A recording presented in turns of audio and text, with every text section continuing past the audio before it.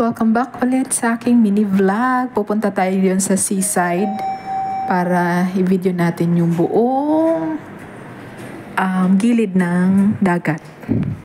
Bago tayo tumakbo doon sa may gilid ng dagat, ito muna yung makikita nyo. Ito yung location ay Chimchasoy, Hong Kong. Ito yung pinakasikat nila na tower clock dito. Pag sinasabi mo ito na yung Chimchasoy. So, dito tayo sa may gilid ng dagat. Ito na yung gilid ng dagat.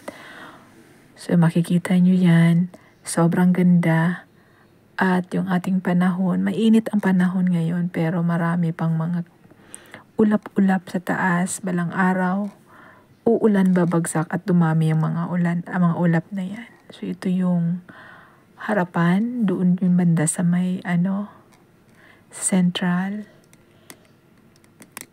So, yan yung makikita nyo. So, ikot-ikot ko lang yung ating camera para makita ninyo yung harap na gilid ng dagat dito. So, yan. Kung napapansin nyo, so sobrang ganda talaga yung gilid pa lang ng dagat yan. Mamamangha ka na sa sobrang ganda ng dagat. Malilibang at mabubusog na yung mga mata mo. Sa dami mong makikitang napakaganda ang kanilang lugar dito sa Hong Kong. Ang daming pumupunta dito, kumukuha ng mga video, kumukuha ng mga picture, mag-selfie-selfie. Ang ganda dito sa gilid ng dagat. So, yan po yung makikita ninyo. Ayan.